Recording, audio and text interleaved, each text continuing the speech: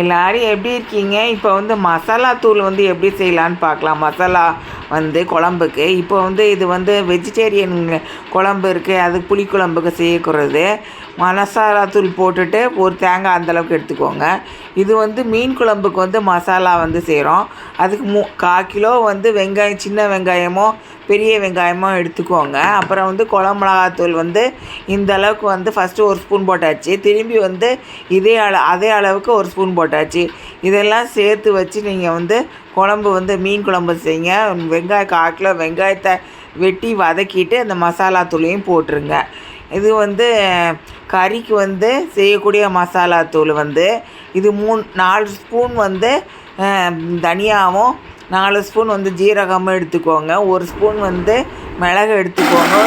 தேங்காய் வந்து அந்த அளவுக்கு எடுத்துக்கோங்க. ஃபஸ்ட்டு தேங்காய் எடுத்து மிக்சியில் போட்டு நல்லா அரைச்சி எடுத்துக்கோங்க. அதுக்கப்புறம் வந்து மற்ற எல்லா ஜாமானையும் எடுத்து அதில் போட்டுட்டு இந்த 1/4 கப்பு மெஷரிங் கப்பில் தண்ணி எடுத்து ஃபஸ்ட்டு ஊற்றிக்கோங்க. கொஞ்சம் அரைச்சோடனே திரும்பி வந்து ஒரு 1/4 கப்பு எடுத்து திரும்பி வந்து அதை எடுத்துகிட்டு வந்து அந்த மிக்சியில் ஊற்றி அரைச்சிக்கோங்க. அதுக்கப்புறம் வந்து அதை வந்து எடுத்து தனியாக வச்சுட்டு பேன் ஒன்று எடுத்துக்கோங்க. பேனில் வந்து 2 குழிக்கரண்டி வந்து நல்லெண்ணெய் ஊற்றிக்கோங்க. நல்லெண்ணெய் ஊற்றிட்டு அதை வந்து அந்த மசாலா அரைச்சது அந்த எண்ணெய் வந்து சூடு ஏறினோடனே கேஸ் ஸ்டவ் வந்து ஃபுல்லாக வச்சுக்கோங்க. வச்சுட்டு அந்த எண்ணெய் வந்து கொதித்ததுக்கப்புறம் அந்த மசாலாவை எடுத்து அதில் வந்து போட்டுருங்க. மசாலாவை போட்டுட்டு அதை வந்து கேஸ் ஸ்டவ் ஃப்ளேம் வந்து இப்போ சிம்மில் வச்சுக்கோங்க.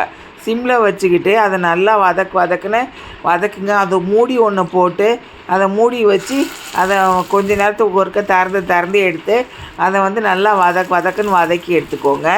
உப்பு வந்து தேவைக்கேற்ப போட்டுக்கோங்க. இந்த மாதிரி மூடி வச்சு வதக்கிறதுனால வேகமாக வெந்துடும்.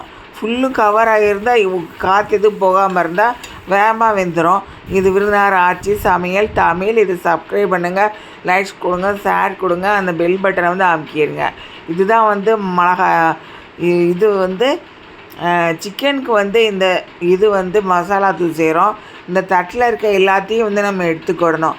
கரம் மசாலா 3 மிளகா வத்தல், கொஞ்சம் பூண்டு, ஒரு சின்ன துண்டு இஞ்சி, அப்புறம் வந்து மிளகு வந்து ஒரு 3 டீஸ்பூனு அதெல்லாம் எடுத்துகிட்டு 2 வெங்காயம், இந்தளவுக்கு வந்து தேங்காய் எல்லாத்தையும் எடுத்துக்கணும். ஃபஸ்ட்டு தேங்காயை எடுத்து மிக்சியில் போட்டு அரைச்சிக்கோங்க. அதுக்கப்புறம் வந்து இந்த வெங்காயத்தெல்லாம் உரிச்சிட்டு வெங்காயத்தை வெட்டி அதில் போட்டுட்டு அப்புறம் எல்லா மசாலாவும் போட்டுட்டு எல்லாத்தையும் மிக்சியில் போட்டு நல்லா அரைச்சி எடுத்துக்கோங்க.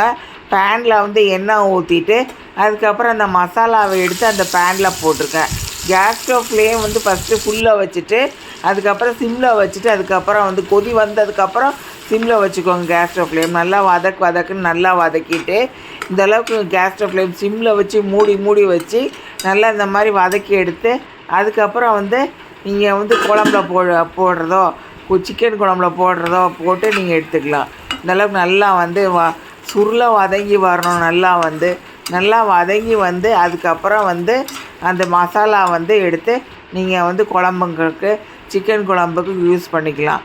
இந்த மாதிரி வந்து சமைச்சி குழந்தைங்களுக்கு கொடுங்க. பெரியவங்க உடம்பு நல்லா இருந்தால் சாப்பிடுங்க. நன்றி.